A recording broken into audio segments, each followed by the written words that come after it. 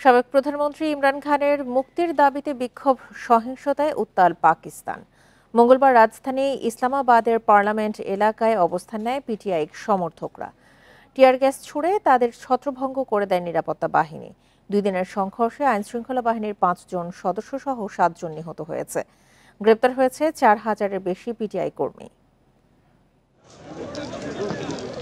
কারাবন্দী সাবেক প্রধানমন্ত্রী ইমরান খানের মুক্তির দাবিতে রণক্ষেত্র পাকিস্তানের রাজধানী ইসলামাবাদ। মঙ্গলবার সকালে ইসলামাবাদে জড়ো হন ইমরানের দল পিটিআইয়ের হাজারো কর্মী।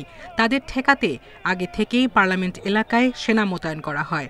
বিক্ষোভকারীদের পথ রোধ করতে ফেলে রাখা হয় শিপিং কন্টেইনার, বসানো হয়েছে ব্যারিকেড। এরই মধ্যে মোবাইল নেটওয়ার্ক ও ইন্টারনেট সেবা বন্ধ করা হয়েছে।